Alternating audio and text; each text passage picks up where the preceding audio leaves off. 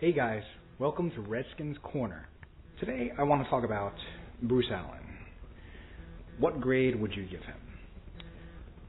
Bruce, I would give you an F. Why? You let Jerry Gray be interviewed for the head coaching position before it is available.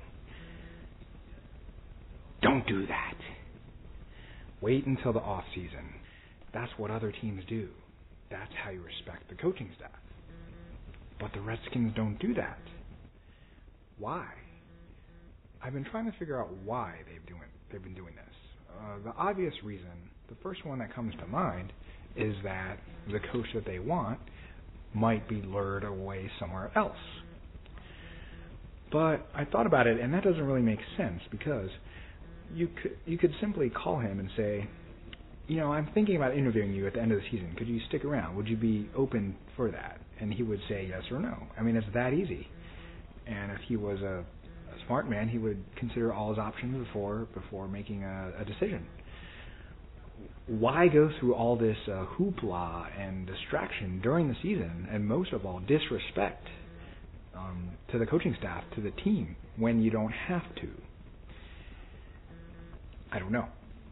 Maybe he wants to let the fans know that he's doing something so that all the negative attention goes away from him. Or maybe he just doesn't care about controlling the media as much. Maybe he doesn't think it's a problem that this information is getting out.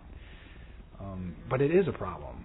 It's the same thing that was going on before with who has play calling responsibility. Other teams don't do that. Other teams let the coach make the decision.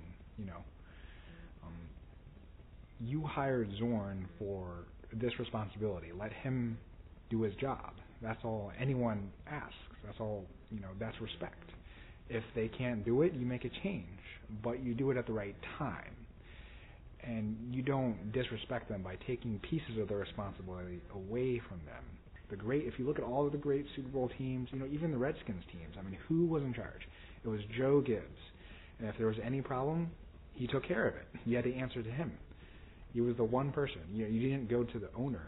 You didn't go to the general manager for such things. The general manager takes care of what player needs they have, who's coming in, who's trading, that kind of thing.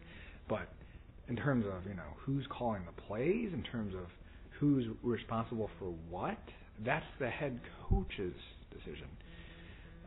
You can't get away. You can't win with this kind of disrespect to the team. It breaks the team apart, even if they don't realize it. In the locker room, they wonder who's in charge. Should I be listening to the coach? Is he going to be here tomorrow? Is he going to be replaced? Who's doing what?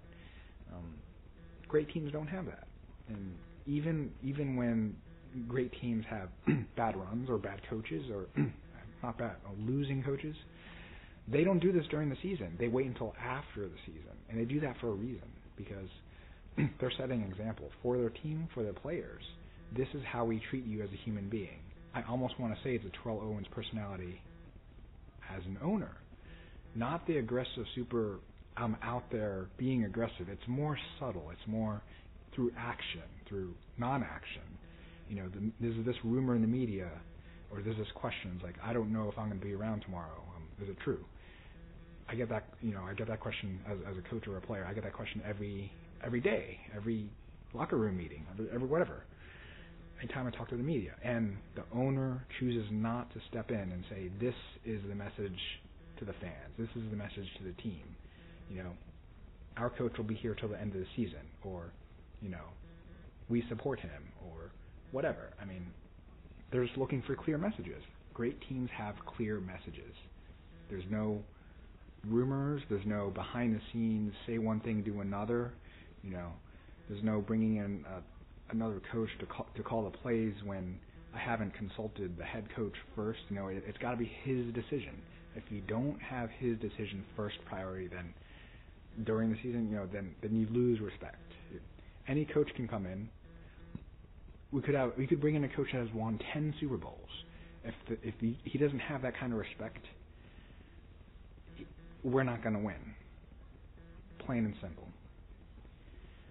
This atmosphere, as subtle as it is, as it started out, as obvious as it is now, needs to change. That's how they can treat a person. And that's not a good thing. That is not the Redskins way. That is not what Gibbs would do. Gibbs would never do that. Jack Kent Cook would never do that. And because if we do that, we will not win. We will never get to the Super Bowl with this kind of atmosphere. I wish we had people like Zorn in management who respect people, who have energy, positive energy, but that's not to say they aren't aggressive. Not aggressive, assertive. He's very assertive. He says, this is what I'm about, this is what we're going to do, let's do it. Sure, you can lose sometimes when you do that. You win sometimes too. But you shouldn't take a hit for it when you lose, because you stick with your values and you say, this is what we're about. And that's all anyone asks for as a human being.